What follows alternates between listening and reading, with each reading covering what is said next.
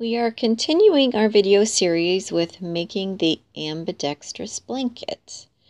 So in our last video, using our right hand, we made a series of 120 chains. Now I've just got a little sample chain here just for the video, but you all will have 120 chains made. And we did make that with the larger size hook, the size 6.5 millimeter, because we're going to be working into the back loops of this chain, and that larger size hook just makes it easier to work into, and it'll also prevent having a puckered look on the bottom of your blanket. Okay, so at this point, we're going to take out the 6.5 millimeter hook, and we're going to switch over to hook size 5.5 millimeters. So we're going to also be working this row with our right hand, and this will actually be a row of single crochet. So place your hook inside your loop and make sure it's orientated correctly. When you pull upwards, you should see the front of the yarn moving. Okay, so this is the loop on your hook, and this is the first chain from the hook, and this is the second chain from the hook. Now flip your chain over, and you're going to see some bumps or bars on the back of your chain stitches. So there's the first bump, there's the second bump, there's the third bump, and the fourth bump, and so on. All right, so instead of working into the top, the top loop, instead of taking your hook and putting it under that top loop, we're going to flip our work over, and we're going to skip that very first bar, which is right there, the red one. We're going to skip that because that's our turning chain. We're going to work a row of single crochet, so that first stitch is your turning chain, so we're going to skip that.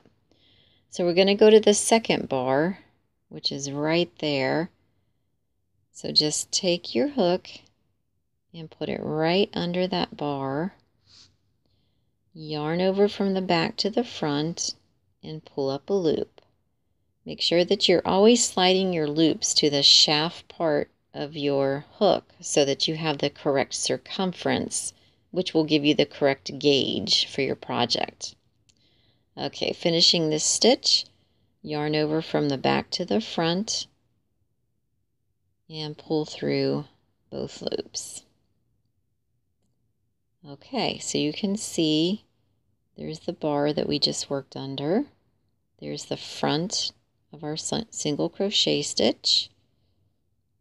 And looking from the top, there is the first the first stitch that we just worked. Right here is your turning chain. Okay, so moving on to stitch number 2, you can see where we worked under that first bar. So let's move to the second bar, which is right there. And you can kind of turn it this way. You can either look at it from this angle or from this angle. And just put your hook right under that bar, yarn over from the back to the front and pull up a loop, yarn over from the back to the front and pull through both loops. So looking at it from the top, you can see the stitch that we just made, and that's the first stitch, and that right there is the turning chain. Okay, and see the front view, you can see that's the bar that we just worked under. There's the front of your stitch. So find the next stitch, which is right there. Put your hook under there.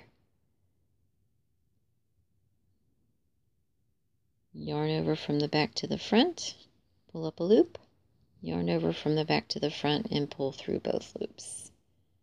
And there we've got 3, 2, and 1. And so we're just going to do this process all the way across, putting our hook under that bar, yarning over from the back to the front, pulling up a loop, yarn over from the back to the front, and pull through 2 loops. I'm going to go ahead and work across, and I'll slow down when we get to that very last stitch. Now I'm just making a little sample here, so I will only have a total of 10 stitches, but you all will have actually a total of 119 single crochet stitches when you're done. Okay, that's the second to the last stitch. So here we're on the last stitch. Now the last stitch is always a little tricky looking, but if you look real close, that's your slip knot right there, and that's your chain stitch. So flip it over, and there's that very last bar right there. So take your hook and put it under that bar, yarn over from the back to the front, and pull up a loop, yarn over from the back to the front, and pull through both loops. Okay, at this point, go ahead and count your stitches. I'll only have 10. Again, you all will have 219.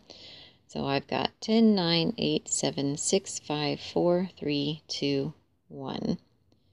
And that little nubby looking thing there is my turning chain. All right, so reason why we crocheted into the back bar of those chains is because when you are finished, it gives you this really pretty edge. It just looks like a whole bunch of V stitches. See all the V's? And it looks exactly like the V stitches on the top.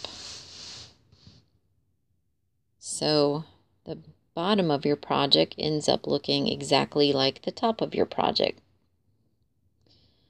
Okay, we're going to stop here, and I will continue in the next video with the next row, and we're actually going to switch over to Elmore double crochet, and I'll teach you how to do that for the next row.